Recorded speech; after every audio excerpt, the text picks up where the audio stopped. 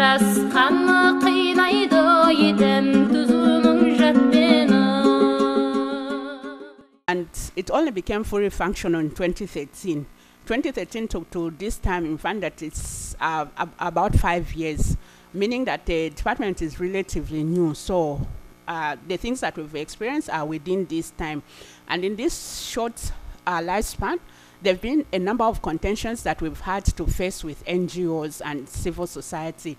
So the department is divided into two: the registration section, which is responsible for those items that have indicated over there, and the standard section also that is responsible for setting the NGOs standards and guidelines, and for ensuring that NGOs comply with the acts, and for inspecting and providing of annual returns. I'm not going to go into the details.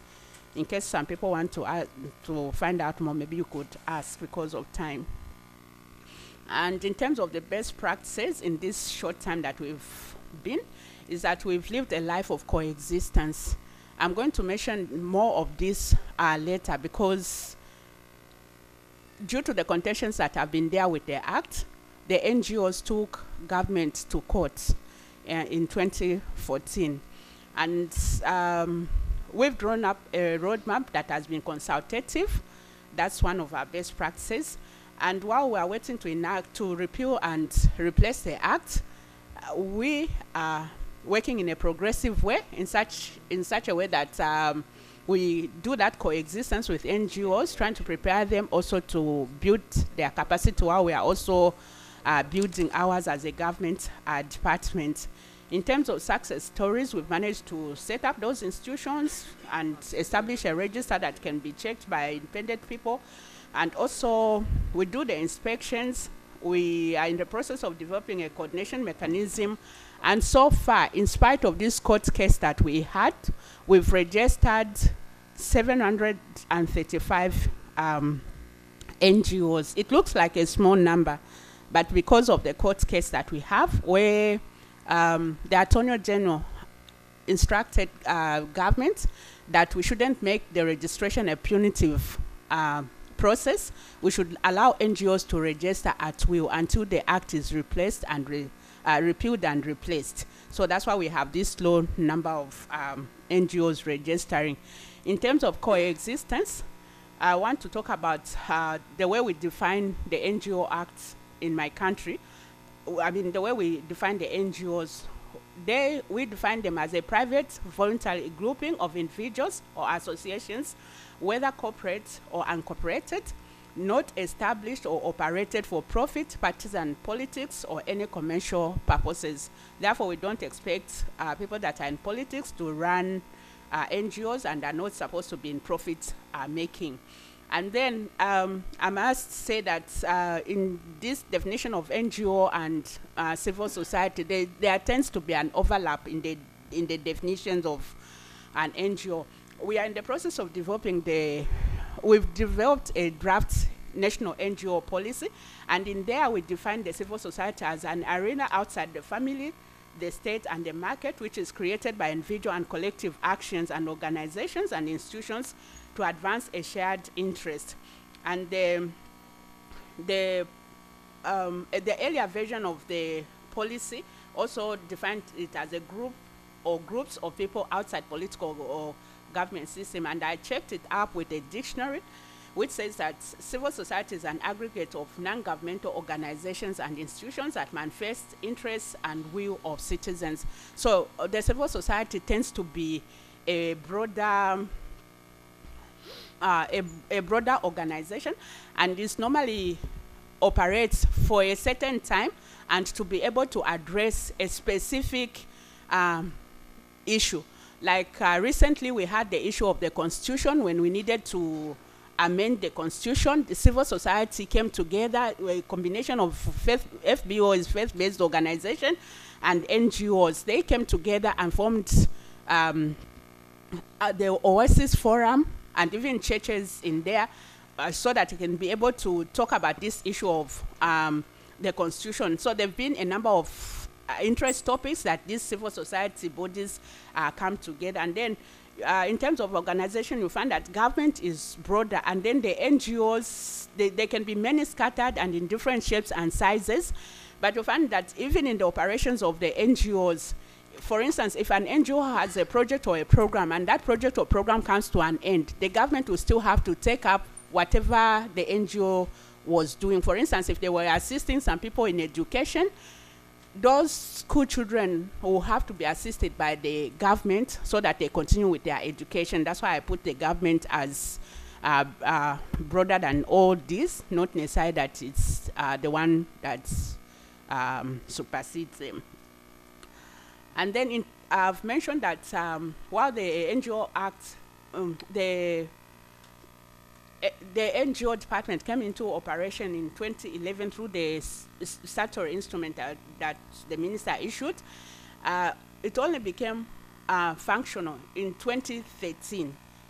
And then after that, in that same short time, NGOs felt that this act was not put in place in good faith, and that it was meant to stifle their operations. And some of them said that it's full of barriers and self-contradictions, and others considered it to be very retrogressive and draconian and even unconstitutional, in that in the NGO Act, you find where it is stated that NGOs have to mention the areas where they need to operate, what they are doing, and various other things. So NGOs were not happy, and they came together, about 8 of them, and took the government to court, like I mentioned. That was about 2014. And as a result of that, you find that a number of NGOs are reluctant to migrate. In my country, we have 3 major places where NGOs register themselves. The Patents and Company Registration Agency, and we also have the Registrar for Societies, and we have the NGO department. NGOs are supposed to, with the establishment of the NGO department, all NGOs were supposed to move wherever they are to this NGO department. But because of this contention, some NGOs have opted to remain at PACRA. PACRA is responsible for registering companies, not NGOs. So some NGOs are registering there as limited by guarantee. And we do find that others are under registrar of society. So some NGOs have 2 types of registration. And some of them that are not concerned with the other NGOs that took government to court, they opt to remain on the fence, just watching to see what is going to happen with the repeal and replacement of the NGO Act, which we hope to be done next year. And also, we do also have a body that is the NGO Congress. I think I showed you at the beginning, the NGO Congress, which has 15 members. 8 of them are appointed by the minister from government, and 7 of them are supposed to be appointed by the NGOs themselves, elected by the NGOs to come on the NGO board. But the NGOs opted not to elect those 7. So at the moment, the NGO board, which is supposed to have 15 members, only has 7 of them. And with the protraction that was there, with NGOs taking the government to court, you see that happened in about 2014. While many NGOs had registered, reaching the point of 277, when they took the government to court, and a number of them withdrew. Even if they had commenced their applications, they withdrew and did not process it completely, so we cannot consider them as registered NGOs. So the number dropped to 135, and at the moment we've been registering per quarter an average of about 20 to 30 NGOs. This year, 2017, in the last quarter, we registered 35, so that number 52 is supposed to rise to 87. So we can see that we are making some progress. In terms of the culture of coexistence, since this polarization that has been there, we found that government has opted to adopt a stance of coexistence, in which it is working together with the NGOs in in drawing up a roadmap and even the activities that it is implementing. As you can see from this chart, wherever it's shaded there, all those government, civil society, and NGOs are participating in the drawing of the roadmap, in the technical working group that was formed to be able to look at the drafting of the NGO policy. Everyone was involved. The consultations that followed, the validation of the NGO policy, as well as the consolidation. And at the moment, we've been doing the development of standards and guidelines. Everyone is involved, government, civil society, and NGOs. And there are various initiatives that we are undertaking together, government, donor community, and the private sector. And some of these work on relationships that have been built over time between NGOs and the funders that have been there. Others have been, you find that the older NGOs are the ones that are accessing funding more than the new ones. And the others are bilateral in nature, and that they can work even between an NGO and even a government ministry or even a donor. And others are affiliated to umbrella NGOs. There are some NGOs that are bigger than others, which constitutes a number of NGOs that come together, not necessarily as civil society, but as an association. So that's the four-prong approach to capacity building that is happening in my country. And recently, there was an assessment by GIZ, the German corporation, technical corporation, where they found that many civil society and NGOs have very weak capacities, and the more you go from the center, from headquarters, the weaker these NGOs become.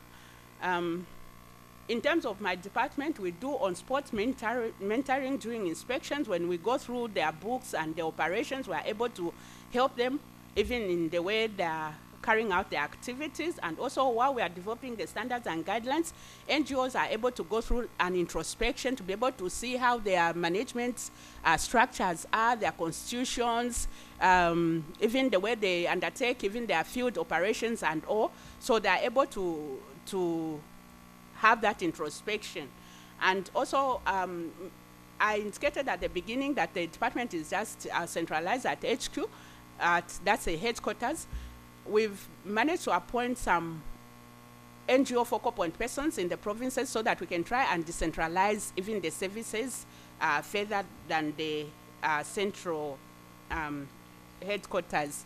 And also,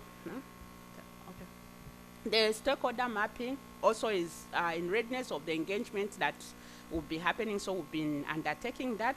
And also, in the development of the NGO policy, there are some 5 objectives that have been developed there. I'm sorry, because of the way the PowerPoint is set, I cannot go to those objectives. I wanted to show you the objectives so that you can see that they are more participatory.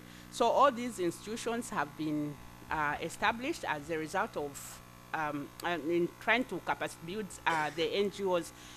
I want to particularly mention even this number 8. Like even in coming here, we've come here, we are 3 delegates from my country, herself, and there's someone in the audience there.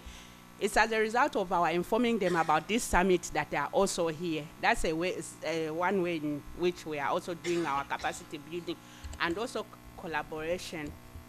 We've also introduced a case management committee because some of the NGOs are small in nature, and you find that even in the way they draft their constitutions, in the way they set up themselves, they don't do it in the proper way. After a short time, they start having conflicts and quarrels, so we'll have to come in to help do compliance there and to strengthen some of these weak NGOs and to look even their constitutions so that they can be able to function properly. And also we do collaborate with the German Technical Board Agency, in that we are trying to streamline our thematic areas. We have about 12 of them, but some of them overlap, so we want to streamline those, and then in future we should be able to meet, NGOs should be able to meet alongside these thematic platforms to be able to strengthen themselves, to discuss and even to plan other activities. And we are also involved in the drafting of the National Volunteers Policy because a lot of NGOs depend on volunteers. The future outlook, I can say that the NGO sector is bound to grow, especially when the Act is repealed and replaced. And there are over 2,300 NGOs that are registered elsewhere. We anticipate that when the act is repealed and replaced, all these are going to migrate even to the NGO department, and even those that have been dilly-dallying, not registering, they are going to come on board and register themselves, and even those that are with the registrar of society as well. In conclusion, I wish to say that the government is willing to enhance the capacity of the NGOs, as is evident in the 5 objectives that are espoused in the draft NGO policy. If you want to see them during question time, I can be able to have them displayed. And additionally, the government is mobilizing resources to enable the NGO Congress, which I said is a gathering of all NGOs in the country, to be able to hold so that they can make the decisions that they need to make, including representation on the board. And further, government is seeking for means and ways of having permanent and consecrated offices from which the Secretariat for the Council for NGOs can operate. And the government has shown political will also to be able to repeal and replace the NGO Act so that it can be able to overcome some of the barriers that the NGOs have mentioned. And generally speaking, stakeholders are satisfied with the consultative approach that the government has adopted in addressing the various issues in the NGO sector. Thank you very much.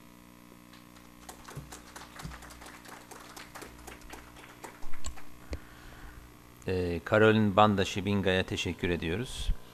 Genelde devlet kurumları STK'lardan biraz şikayetçi olabiliyorlar.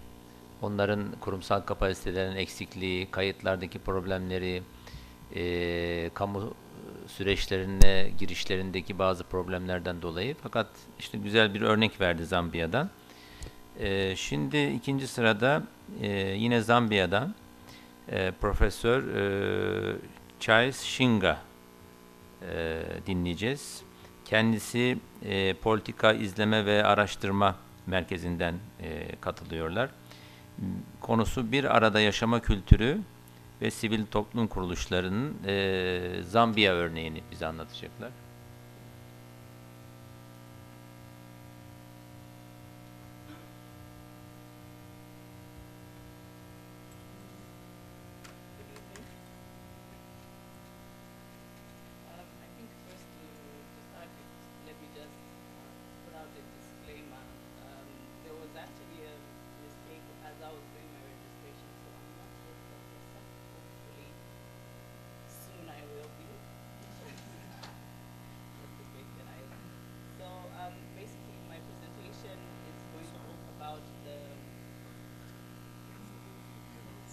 Okay. Can you please use another microphone? This one? Okay. Okay. It's not strong.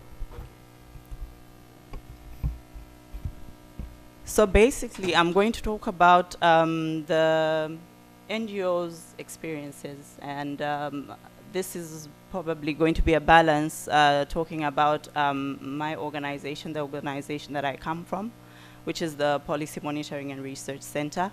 And then I'll also talk about some of the issues that we had with what Mrs. Chiwinga just talked about with the Act. And this, I think, is going to stress the importance of legislation and policy in the culture of coexistence between NGOs and governments in Zambia, or in any other nation as well. So basically, this is the presentation outline. I'll talk about the institution that I come from, and also talk about the culture of coexistence, specifically the case of Zambia and our experiences as the Policy Monitoring and Research Center. So the institution that I come from and represent is called the Policy Monitoring and Research Center. It's a registered NGO, and its mission is to unlock Zambia's potential. And basically, our stated aims are to produce high quality, relevant, timely, and policy analysis. We also do reform proposals, of which I'll delve into as I talk about our experiences with the NGO Act, which was talked about. And to deliver our mandate, we leverage from various pragmatic and information communication outreach networks, both with government institutions and also with other NGOs as well, and civil society groups, and also the citizens as well. So we bridge the gap between the citizens, the NGOs, and government as well. And then we collaborate even with, for example, members of parliament as well, and bringing public understanding to policy and legislative issues as well. Our institution works across 4 thematic areas, which are economic development, natural resources and environment, and social protection, and also governance. And some of the selected works come about, we do reform proposals, for example, in the Auditor General's report, which is basically transparency report that is presented through the Auditor General's office, looking at government spending agencies, and we further unpack it and also make sure that the citizens understand the queries that have been made to various government departments, and also follow up as well, making sure that even people that have been queried also come up and are prosecuted as well. So we do advocacy as well, and that's one of the major issues that we do work on. I think in summary, I'll play a short video of what our organization does. Can I get some help?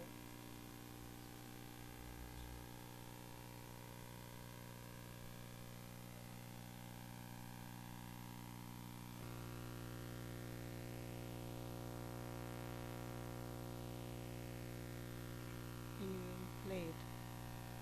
Yes. The Policy Monitoring and Research Center, PMRC, is a public policy think tank with a vision to unlock Zambia's potential. To be a source of quality data relevant to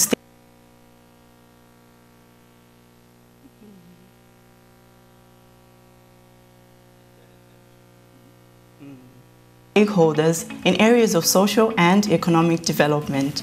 At PMRC, we aim to use research and education to promote public understanding of policy issues. We support government machinery by recommending policy and procedures to ensure delivery of the national agenda. Through in-depth research and analysis, we assess the impact and implications of government policies and make evidence-based policy recommendations. We present complex information in infographics to promote public understanding and direct engagement with the public through social media such as Facebook and Twitter. We work closely with the media to share research findings and ideas on issues of national importance. We use other forms of media such as cartoons, animations, and podcasts to have maximum impact. Please contact us for further information. With your support, we will continue to produce high-quality, relevant, and timely research and inform public debate to encourage social and economic development and unlock Zambia's potential. So that's a summary of our organization, and I think now I'll come to the main part of my presentation, which was what I submitted. I had submitted a poster presentation, so I just had to work around what I was looking at.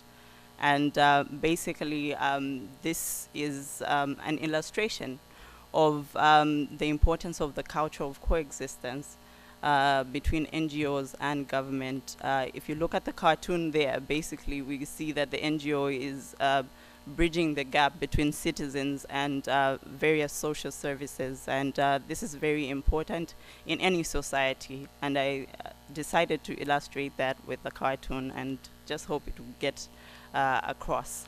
And in terms of some of the issues that we had faced as an organization, and also with other NGOs and CSOs, with the specific legislation and policy that was mentioned, which is the NGO Act, which was implemented. This act was intended to bring about coordination, and you will see this on the right side. I'm not sure it's visible on the right side there, to provide and coordinate regulation of NGOs, and to also establish an NGO board, of which Mrs. Chiwenga talked about. And also there was an issue of transparency and accountability as well, on both government's part and also on NGOs' part. So if an NGO is saying they are supposed to facilitate for example, the advancement of social services, they should be held accountable. But government as well must be held accountable for creating an environment which is conducive for that NGO to function as well. So transparency and accountability and performance for both government and the NGOs as well. So this was the objective. And some of the positives that came out of this piece of legislation was that it had guidelines that advanced harmonization. So ensuring that NGOs are not working parallel, and they actually work coordinated, and each NGO knows what other NGOs are working on to prevent duplication of efforts. And it also advanced mapping of NGOs, which the department is working on, and also self-regulation as well.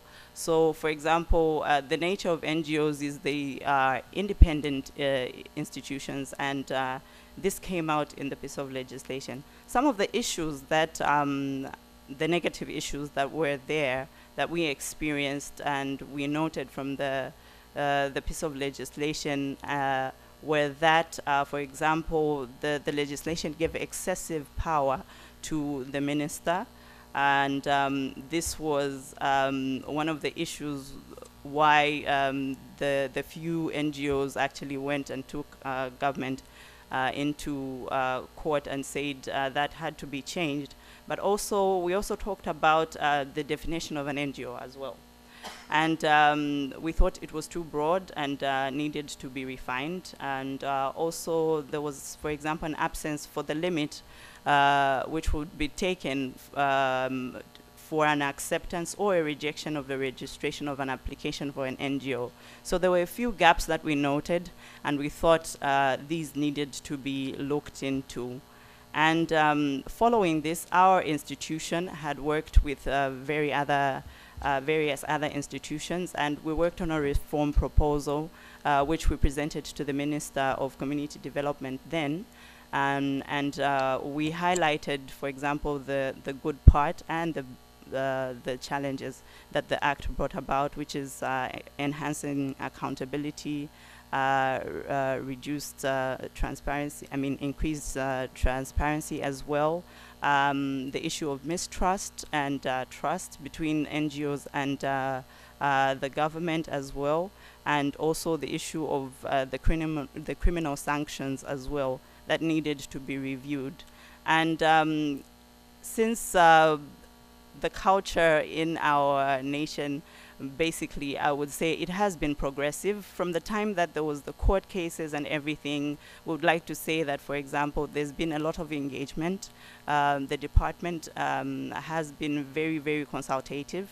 So our reform proposal was taken up by the ministry, and they actually had a consultant do a comparative analysis. And then they said, the NGOs, and they came up with a roadmap which Mrs. Chiwenga talked about. So they actually listened to the NGOs in that case.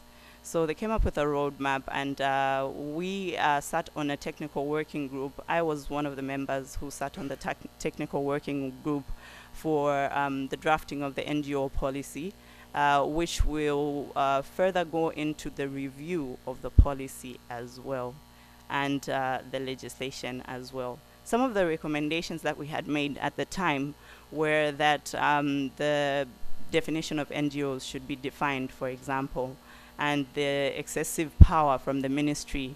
The minister, who is a politician predominantly, should be reduced, and also there should be equitable board representation of NGOs and also governments on the NGO board. And those are being taken into account. I'm glad to mention that as well. And then in terms of the successes, I think as I come to an end of my brief presentation, I would like to mention that the successes that we as an NGO in Zambia have faced in terms of how we have coexisted with the government is that there has been the formulation of an inclusive NGO policy, which is based on adequate stakeholder consultations. There were countrywide consultations, which also involved civil society organizations, faith-based organizations in every provincial capital or of the country to just get inputs into what the policy should look like, the content, and what the objectives and everything about the policy should be. And also, there has been improved communication. So, for example, we've mentioned, Mrs. Chiwenga talked about the court case, and it was an issue, really. It was in the news, and a lot was happening. But at the moment, you can tell that the interactions between government, the department, and also various NGOs has also improved predominantly. So I think that's the end of my presentation. It was very brief, but I hope somebody and anybody got something from our experiences with our government. Thank you very much. Evet, Profesör Çinga'ya teşekkür ediyoruz. Burada aslında STK'ların toplum için veya kamu yönetimi için diğer önemli bir alanı, bir örneğini görmüş olduk. Tabii kurumlar bu kadar büyük toplumsal problemler, dünyanın hızlı değişimi, teknolojik gelişmeler, sosyal problemler, şehirleşmenin getirdiği problemler, kamu yönetimleri bunlarla adeta boğuşurken tabii birçok alan boş kalabiliyor. Bu noktada STK'ların nasıl boşluk doldurucu ara kurumlar olarak aslında hem kamunun hem de toplumun birçok probleminin çözülmesinde anahtar bir role sahip olduğunda bir örneğini bize sundular. Teşekkür ediyoruz. Şimdiki konuşmacımız Avustralya'dan, Victoria eyaletinden katılıyor Sayın Nail Aykan. Avustralya'da çok kültürlü topluluk liderliğine girişim Victoria eyaletindeki İslam Konseyi açısından bir örnek örnek uygulamayı bizle paylaşacaklar. Buyurun. Yer değiştirebiliriz.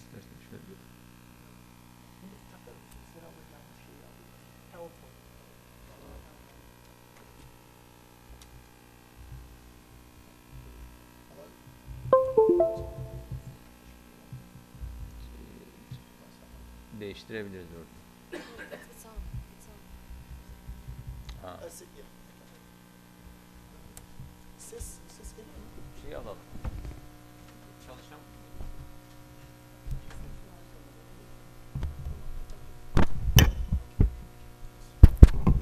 Okay, great. Thank you. Okay. Good evening, everybody. Can I have the? Okay. Which way do I go? So our session is the culture of coexistence and non-government organisations. Topic being the role of CSOs in tolerance and consistency. My name is Nail Aykan. I'm the Executive Director of the Islamic Council of Victoria, which is a peak Muslim body in Victoria, Australia. We normally start our events with what is called a welcome to country, where we pay our respects to our elders past and present. Now, just read a little quote here. Welcome to country has become a formal Australian greeting. However, the spirit behind welcome to country is more than a ceremony to open public events. Welcome has evolved into a framework and agreement for how diverse cultures interact together and is now embedded in our cultural engagement. So I thought the importance of welcome and social harmony, cultural engagement is most relevant. I thought I'll start with a map of Australia, which is on the other side of the world. I'm not sure how many of you have visited. This is a map with all our cultural icons. Here is a geographical map showing where about 98% of the population live on the coastline. I come from the city of Melbourne, where we have been voted year after year the world's most livable city. My co-panelist has been to Australia but not Melbourne. I highly encourage you all to visit Melbourne. I couldn't resist but also note that Melbourne is the coffee capital of the world. We have the best coffee, so a little extra tourism there. A few quick statistics on Australia. It's a population of 24 million, about 200-year history, essentially a British colony. In 1901 it became a nation, so a little over 100 years, a relatively young nation. Australia is fundamentally a land of migrants, with the exception of the first peoples, which are the Aborigines. The first Muslims to Australia, or the land of Australia back then, were fishermen from Indonesia in the 1600s, and the first official migrants, Muslim migrants, were the Afghan Cameleers in 1850. About 67%, 2/3 of Australians were born in the country, where 1/3 are actually born outside. The Muslim population is about 600,000, making up about 2.6%. About half the Muslim population is under the age of 25, making it a very young population, and there are approximately 500 CSOs. Australians were born in nearly 200 countries, came from more than 300 different ancestries, speak more than 300 languages, and practice over 100 religions. Hence, we are not all the same.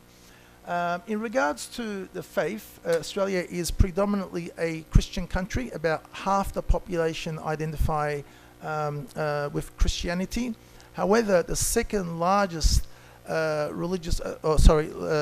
second largest grouping is actually the non-religionists. So about 1/3 of the population do not identify with any faith at all. Now, about less than 10% are all the other faiths, and as I mentioned before, 2.6% identify with Islam. So therefore, Islam is officially the second largest religious group after Christianity in Australia. As I mentioned, Australia is a very young country with an aging population. However, the opposite is the case with the Muslims. It has a very young population. About half the population is under 25, compared to about 1/3 of the general population. If you know our national football is called Aussie Rules.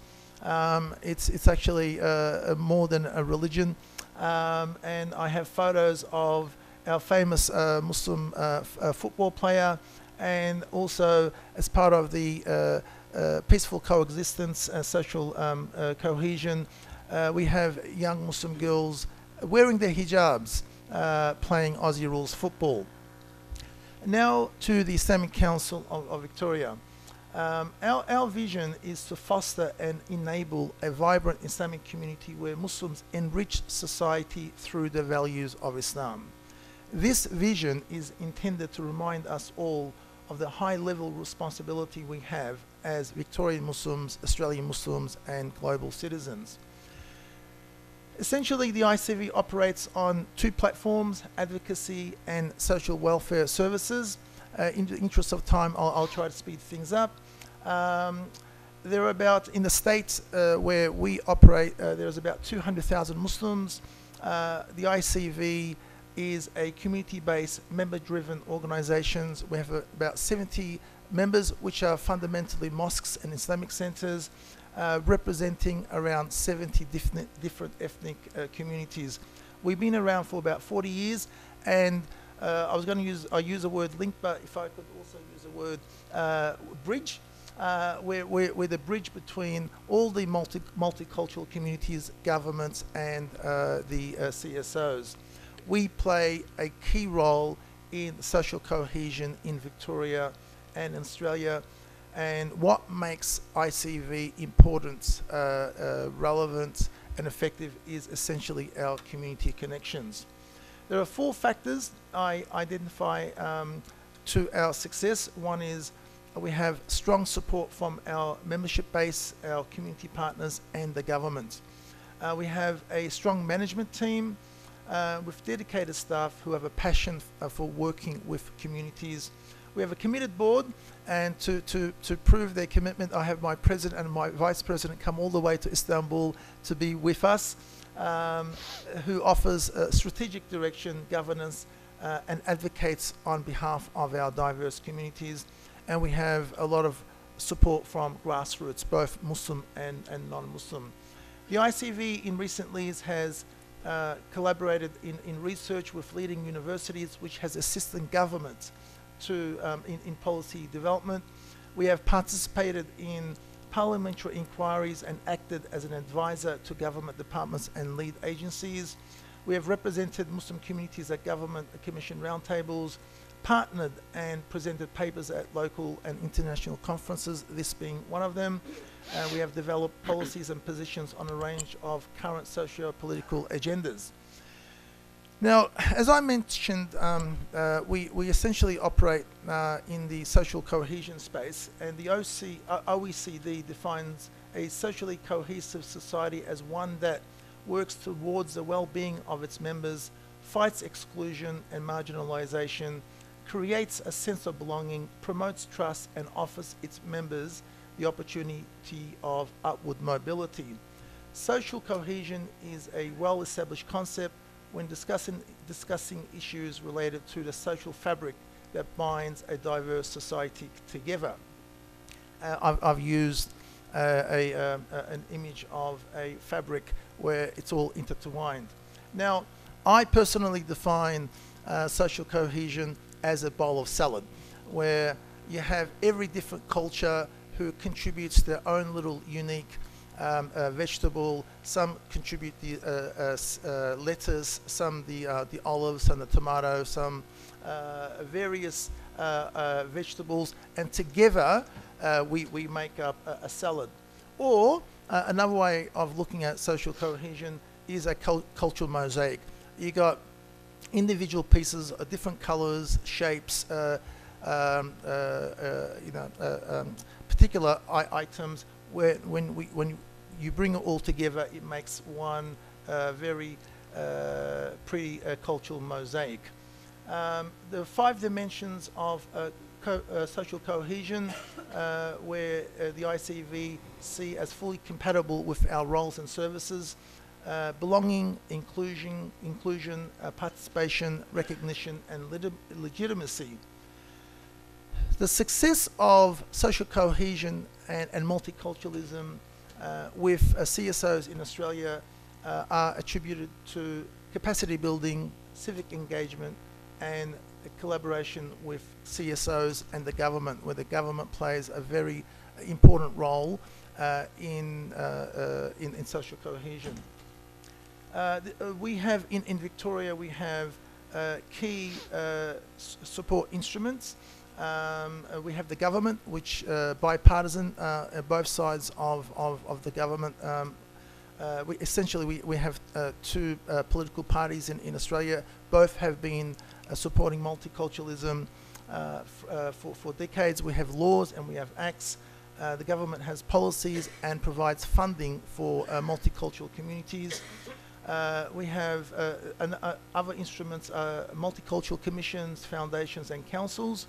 In particular, the Multicultural Affairs and Social Cohesion Ministry and the Victorian Multicultural Commission, the VMC, and a range of strong CSOs. 3 particular activities which really enhance social cohesion is interfaith dialogue, media engagement, and consultation with all levels of government. But however, social cohesion also comes with its challenges. In an era where global terrorism and extremism has been center stage, the ICV has not shied away from the challenges, and we have responded by countering the latest real threat to our social cohesion in our own ways and means. Some of the challenges include compatibility of Australian values and Islamic values, Islamophobia, racism and fear and anxiety of Muslims and Islam, and in particular with Muslim youth, a lack of sense of belonging and what we call the post-9/11 generation.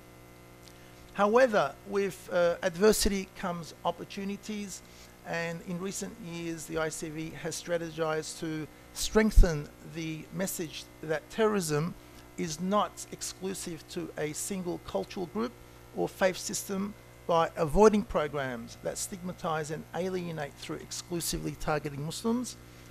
We have fostered activities that address underlying social problems, including feelings of alienation, frustration and exclusion, namely unemployment, family violence, drug and alcohol addiction, and access to education and mental health care.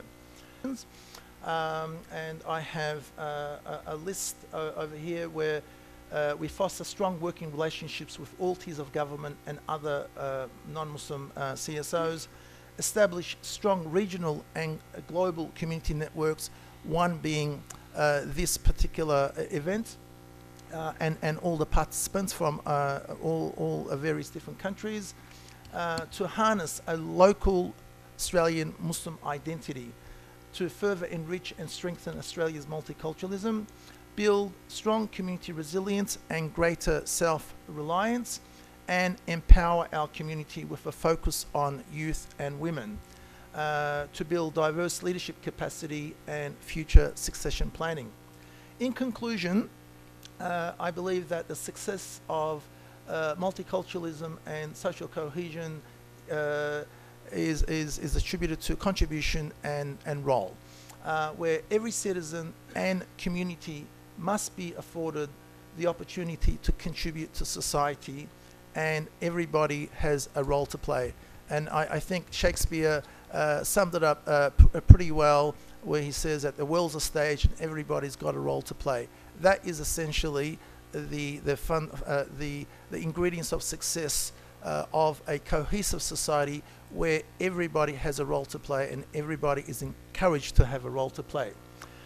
My final message is that the peak bodies like peak Muslim bodies like the ICV needs to play in society to achieve and lead on social cohesion is ever more important. Muslims are enjoined to strive for harmonious living, celebrate our diversity, and to build the bonds of humanity. The virtue of respecting people of all faiths and civilizations is a cornerstone of Islam. We as Muslims understand that diversity is God's divine plan, a plan that must be embraced and harnessed for the good of humanity. I'll skip that slide in the interest of time, and I leave you with the hadith: the best of you in the sight of God is the one who is the most benefit to others. Thank you very much.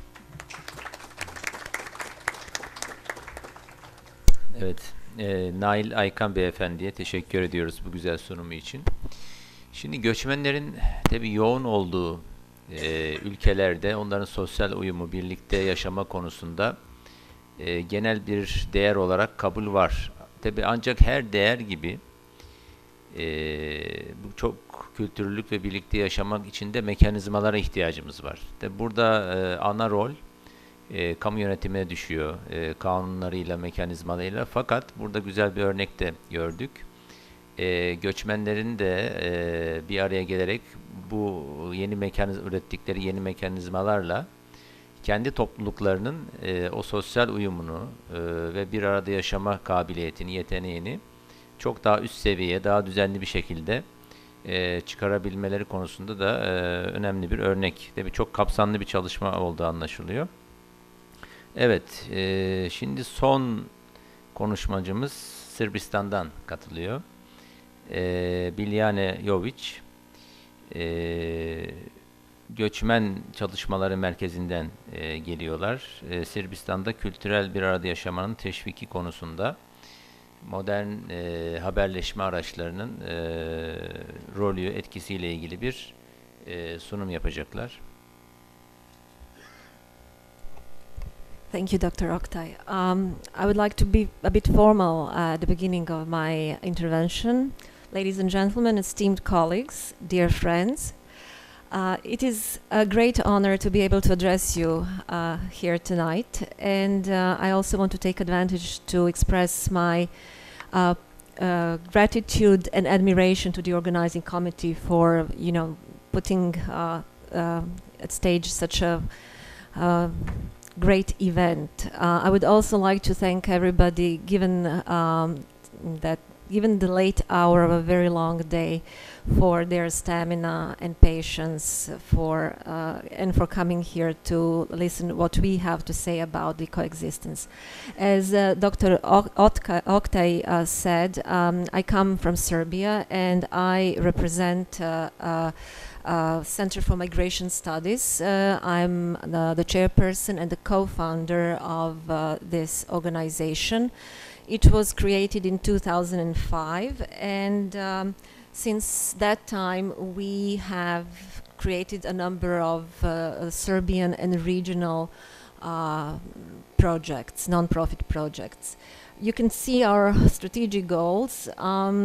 We would like to contribute to full achievement of core democratic and human values, but we have put a lot of emphasis on conflict prevention and minority rights lately. To this end, we will just give you a brief overview of some of our flagship projects. This is the most recent project that we are implementing at the moment, that you are going to hear more about tonight. But we have actually, in addition to these minority policy projects and minority rights projects that we have in Serbia, we were very active in Kosovo right after the conflict, and you can see many of the projects that we implemented in Kosovo, that they actually focused on conflict prevention and confidence building measures between different ethnic communities. Definitely, in the post-conflict societies, there are 4 pillars for that society, for any society to move on. These are security, freedom of movement, economic sustainability, and adequate and accurate information. I will not elaborate further the importance of these individual aspects of stability of any society. It is clear that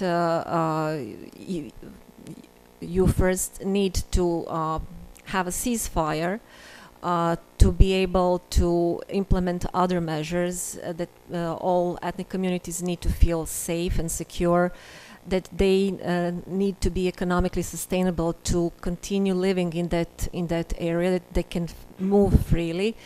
But it is also very important for them to have access to unbiased, accurate information so that they can make an informed decision about their future.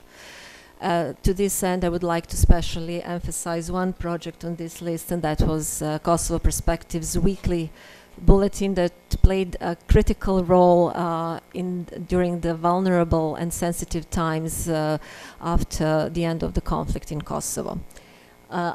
We have different partners and donors. As you can see, our donors are international, multinational organizations, private foundations, different foreign ministries, foreign government, etc.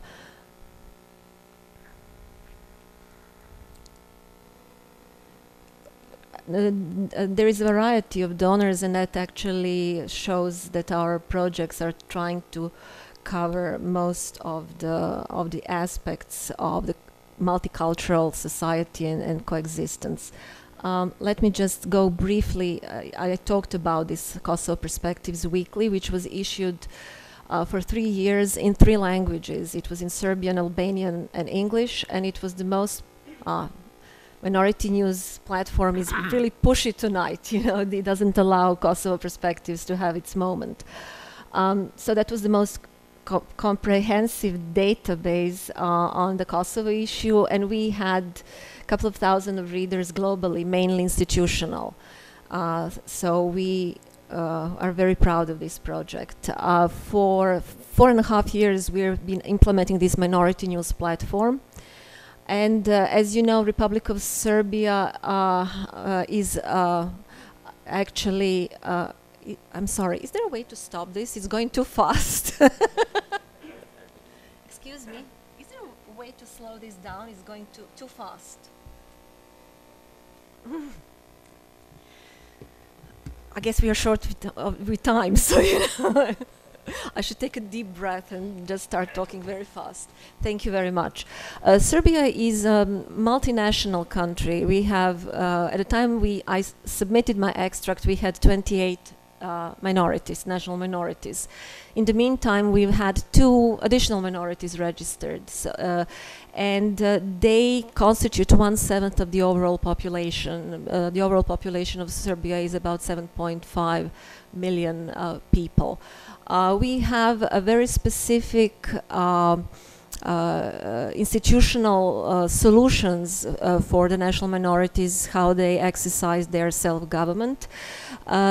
They form their national minority councils.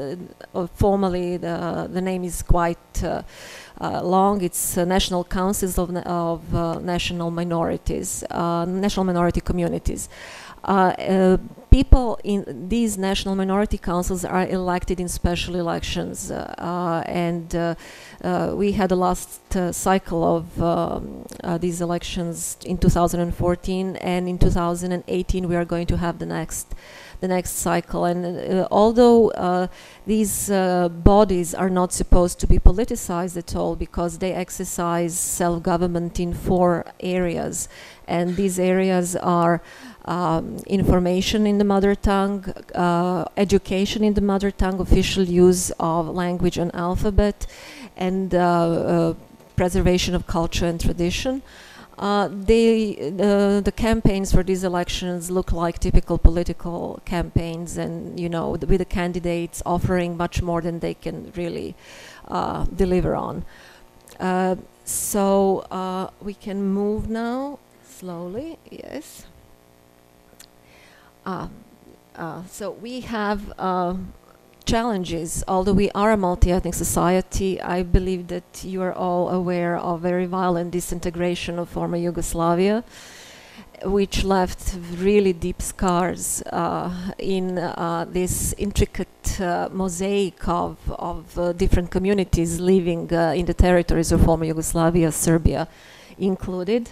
And that resulted or consequenced in a huge level of distrust between communities. They become secluded, and they were not eager for any kind of interaction, whether it is the interaction with the majority community or with other minority communities.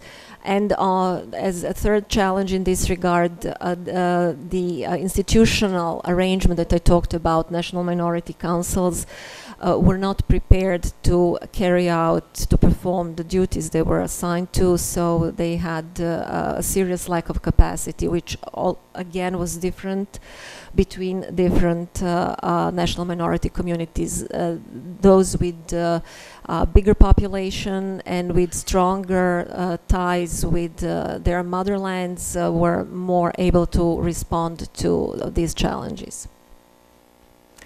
In order to help the confidence building measures, and in order to tickle the communities to open to each other, we created minority news media platform. It was created in 2013, and it started as a web portal, an electronic newsletter in Serbian and English, with contents provided in the languages of the national minorities.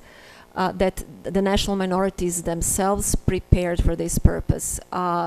We also have printed special editions For instance, when we had the elections in 2014, we had a couple of special editions that were sold or provided to the public as insert in the mainstream press that actually explained the procedures how to register in the special voters registry for these elections, how to register if someone would like to run in these elections, and etc.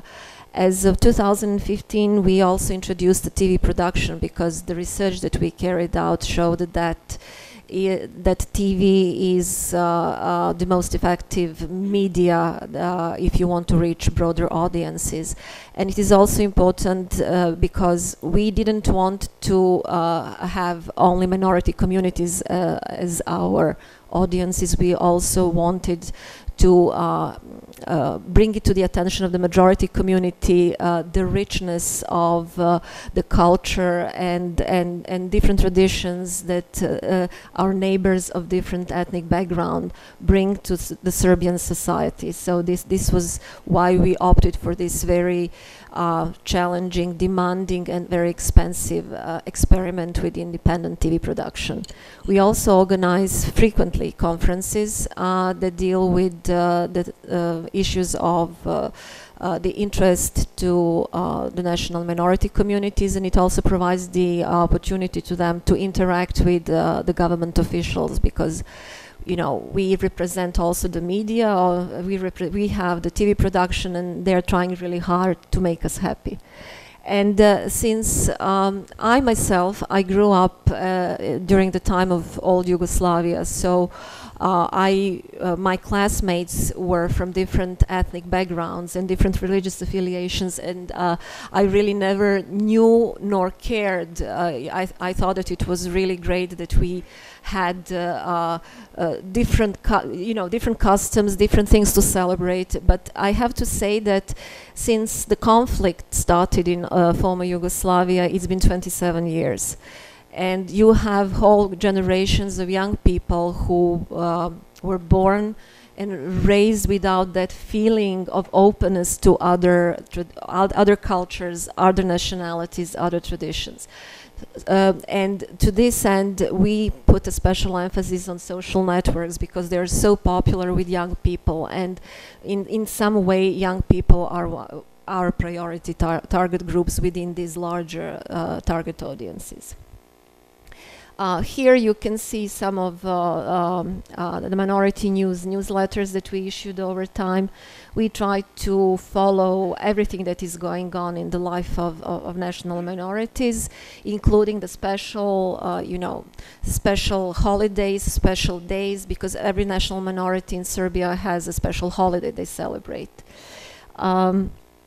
So we now come to the specific objectives, and I have more or less explained to them. To increase the level of information to the national minority councils and the national minorities on the instruments and opportunities available to them, to facilitate the exchange of practices between those national minority councils who have better capacity and those who have none, to assist capacity building and to actually enhance their effectiveness. And the overall objectives are actually the ones that I talked about. We want them to use all the opportunities that the law provides them. We want to increase the level of information on minorities and their rights and competencies. We want to encourage development and creation of interethnic and intercultural environment. And, lastly, to support the EU integration of Serbia. This is the methodology that we use, and I already explained it that we have awareness raising, campaigning, research and analysis, monitoring and implementation of public policies, networking and partnership building, debating, etc. So our primary target audiences are minority communities, majority community, public institutions, and general public. There is one very important element that we have in this project, and this is that the representatives of all 21 national minority councils that exist in Serbia are actually members of the program board.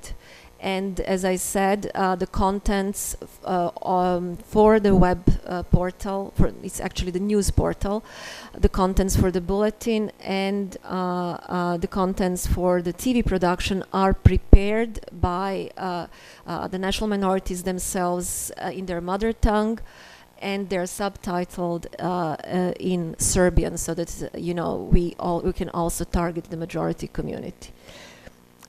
So these are the individual elements of this whole platform.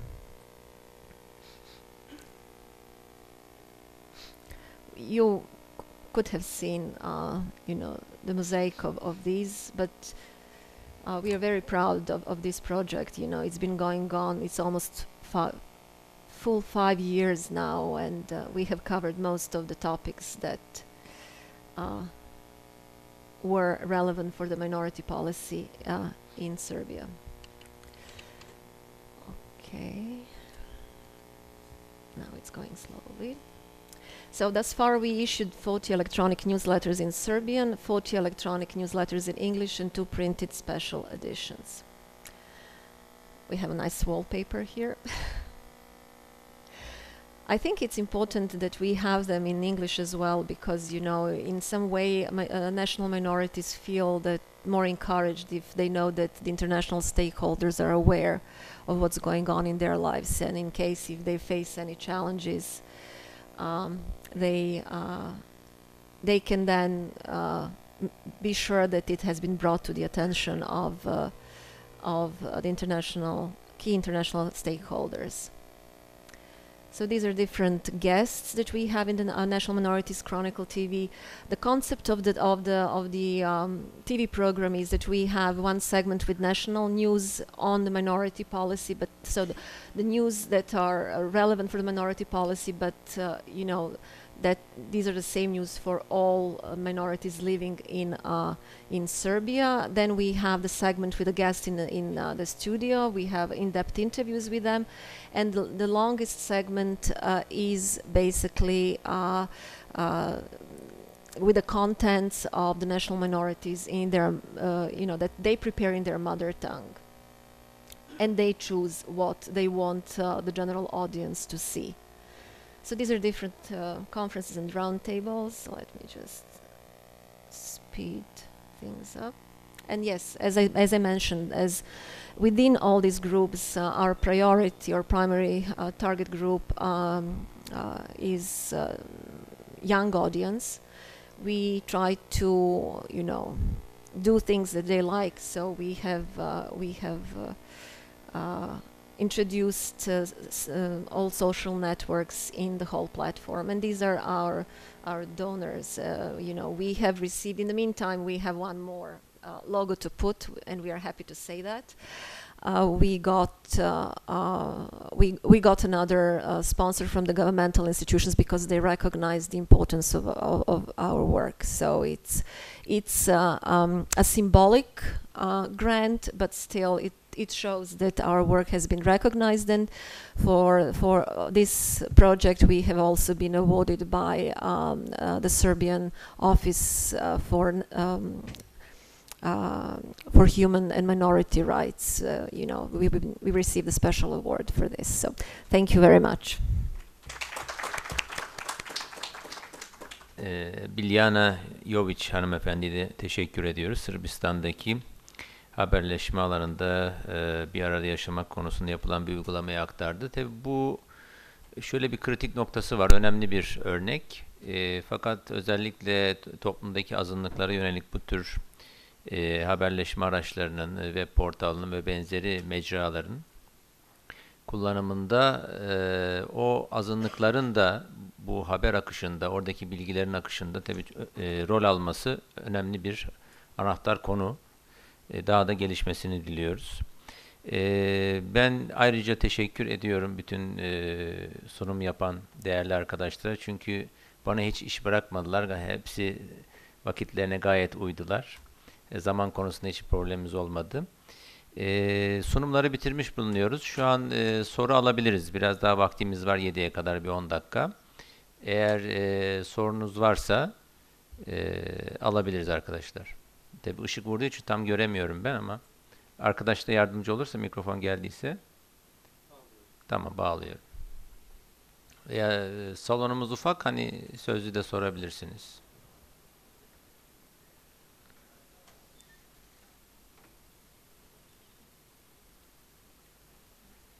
Mikrofon. It's because of the interpreters.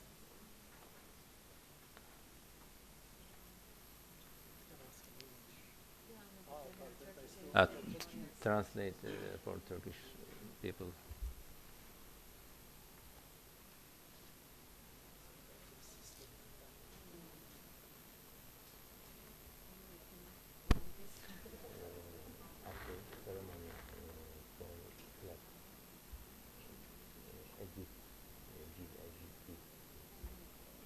Well, from Melbourne. Thank you for your talks. Just a question, Biliana, to you. I think you spoke about minorities and the majority being Serbian.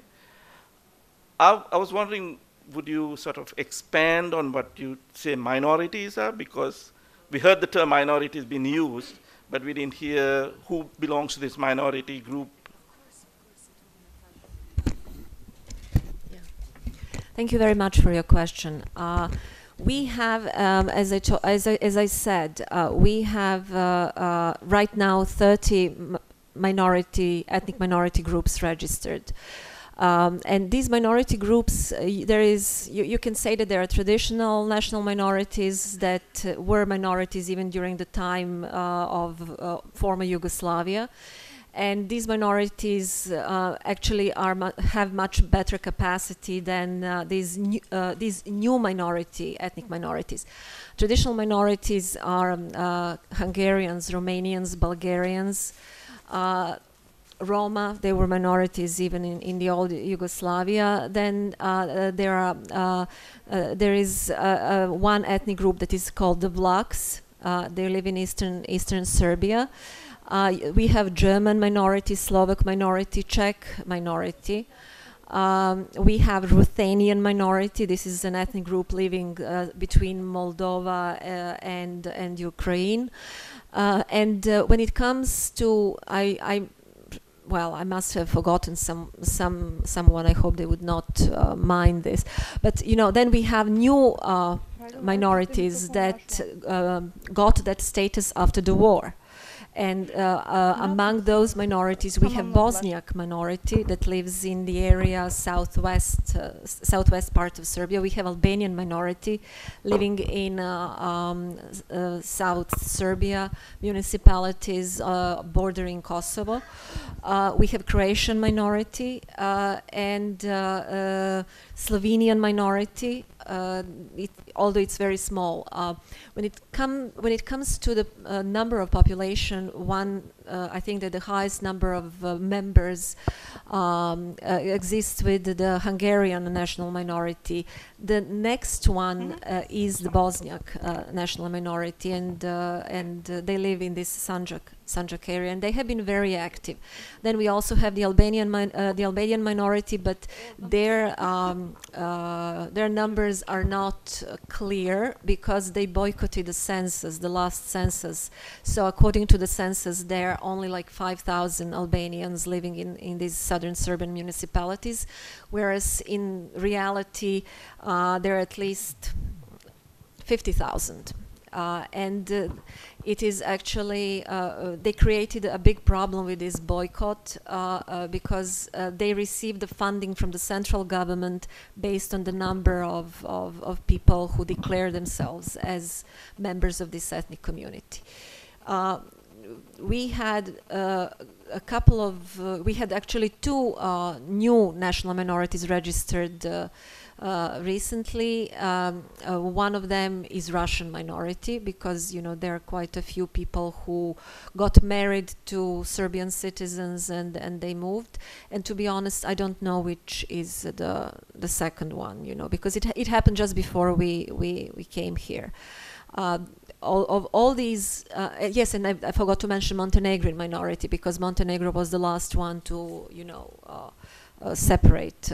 So basically, the least capacity is with these new minorities. Although I have to say that the Bosniak minority and the Croatian minority, they are very well organized, and they can fight really very well for their rights, and they frequently challenge some decisions by the government, and so it's really great that they were able to establish and build that capacity in a very short period of time.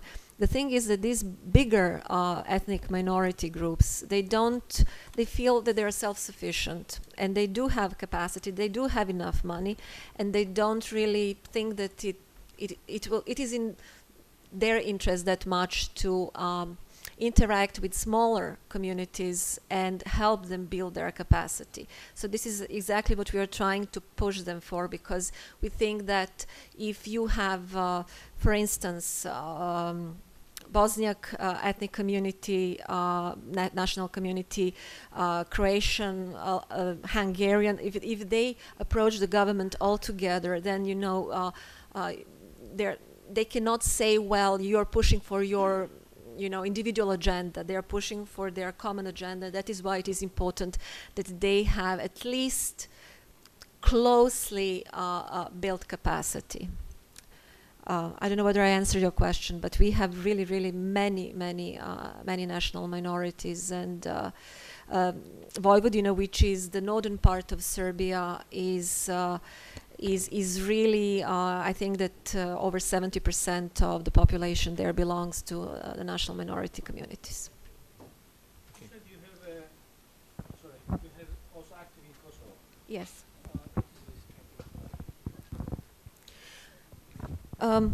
Thank you for that question. Yes, I will try to be very short. We were very active. We are not active at this particular moment, but right after the conflict, when the tensions were still very high, where the level of distrust was enormous. The gap between the communities was such where that people every now and then you would have a rumor that the remaining Serbian minority would simply pack up and leave overnight. So what we did was we couldn't deal with the security issue. You remember the 4 pillars that I mentioned in my presentation. We couldn't deal with the security issue because you had at that time, and I think even today, but in smaller numbers, KFOR, NATO forces that provided security, and nowadays you also have Kosovo police police service that is fully capable of dealing, yes, with all the issues. But what we did was we tried to help them with freedom of movement. We created a project that actually gave an opportunity to the Kosovo institutions to provide public transportation to the enclaves and from the enclaves to Pristina. And the important thing was that these buses were not stoned or anything like that because they were provided by the institutions in Pristina. So that is one important aspect. But then we particularly focused on the accurate information that they would have, so that no one would manipulate them by placing some rumors that you have this family attacked here, that family attacked here, or that there is something really bad brewing, and that there might be some major violence there. So that was one aspect, and we were also very active in terms of economic sustainability of the minority communities living there. We helped them with income generating projects so that they could see their future there. So it's and basically that's the model. We didn't reinvent the wheel. That's the model that you should actually apply in all post-conflict areas. Thank you. Very briefly, some of these minorities, they also have neighboring countries of origin for some of them. Are some of these countries of origin also involved in supporting the minorities in Serbia? And do you have any direct contact with those governments and any influence on their actions? Thank you very much for that question. Yes, there are some countries that are very active in supporting their minorities in Serbia. I mentioned Hungary. Hungary is really very active, and not only have they been active, but they also, you know, provided the opportunity as well as some other EU countries to all the people belonging to their minority to have their passports and, you know, access to EU labor market, which actually backfired because many people left. So Hungary is the most proactive. Croatia is very active. Also Romania and Bulgaria. The other countries such as Greek, Greece and Greek minority, first, there is a very small number of them in Serbia, and they don't provide any assistance. But these countries that I mentioned, you know, Hungary, Croatia, Romania, and Bulgaria have been most proactive, and we do have contact with them, and they are very supportive of this initiative because they recognize the importance it has for, you know, the future public. Future minority policy and you know, interethnic relations in Serbia. I just briefly, but we do have couple of national minority groups that do not have their motherland. And these are Bunjevci, which is one ethnic group that was originally from between, you know, in the border area between Serbia and Croatia. They don't really have a country that they can rely on, and we also have this ethnic group between Romania and Bulgaria. On that, in the eastern part of Serbia, they don't belong to the Romanian national minority. They don't belong to the Bulgarian national minority. They are Vlachs, and they speak. Well, you would say that it is a dialect of a Serbian language, but they have very, very, you know, specific traditions and customs of their own. So, and they are in the most difficult position because they don't really have an address to go to if they need some kind of support, whether it is a political support or financial support. Okay. Başka sorumuz var mı? Any question?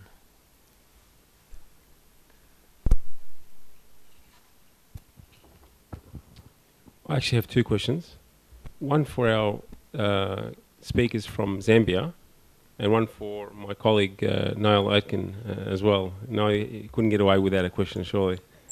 So in relation to Zambia and the work that's being done to build capacity for NGOs and community service organisations, to what degree is the government reliant upon civil society, NGOs, CSOs, to perform some of the functions of government that they otherwise cannot perform due to lack of resources or capability?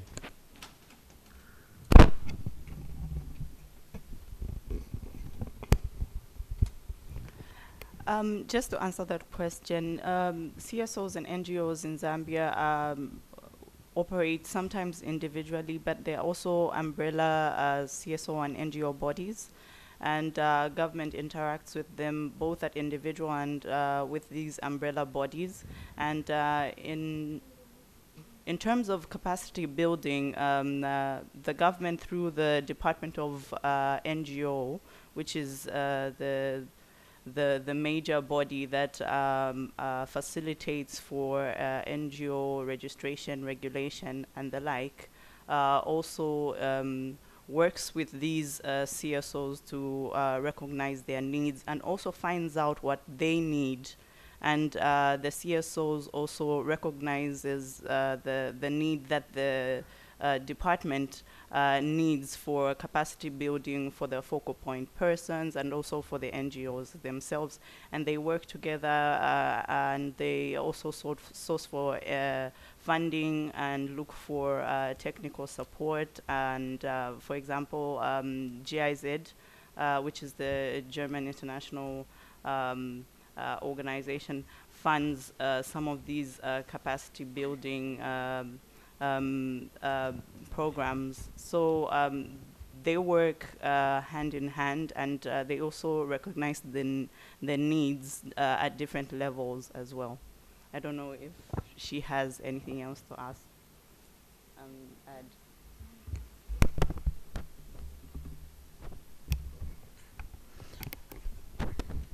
Yeah, I think Chlesha has mentioned a lot of what we normally do. In other aspects also, apart from the assistance that these NGOs get from CPs, cooperating partners, international or bilateral, government also gives grants and loans depending on the nature of the work that they do and where they are based as well. And especially the issue of when there are issues that happen, sometimes you find that in some aspects, government may be a bit slow, you know, because there's always red tape with us. We follow certain systems. NGOs tend to respond a bit faster. So sometimes you find that some of the help from government is channeled into the NGOs to try and respond. So we do that multi-sectoral approach. Thank you. And my second question to my colleague, Niall Aiken. Niall, you talked a lot about the role that the peak body, Islamic Council of Victoria, performs. To what degree is there interaction and cooperation, collaboration between different faith-based peak bodies and between different community groups within Victoria? To what degree is that a harmonious relationship? Interfaith is a very key component of social cohesion, and I think that in Victoria we have very good relations between all faiths, in particular the three monotheistic faiths, Jews, Muslims and Christians. There are associations and organizations by the three peak bodies which comes together called the JCMA. Outside of that, there is about a dozen different faith groupings, activities, advisory bodies. So in the state of Victoria, it's big, and the government encourages it because the government realizes that in order to get the cooperation of various communities, they need to look beyond their ethnic identity, and there is a greater identity, which is their religious faith. So therefore the government supports a lot of religious activities. Now, although some believe or think that Australia is a secular society, is actually not a secular society, it's actually a pluralist society. And that pluralism actually makes a big difference to communities being able to express their religious identities and find commonalities for peaceful coexistence. So it's big and it's fundamental. Does that answer? Evet, başka sorumuz var mı? Herhalde yok. Bir seremonimiz var katılan değerli arkadaşlarımızla. Netkin tattığın ay, şaraskanı kıynaydı yedim.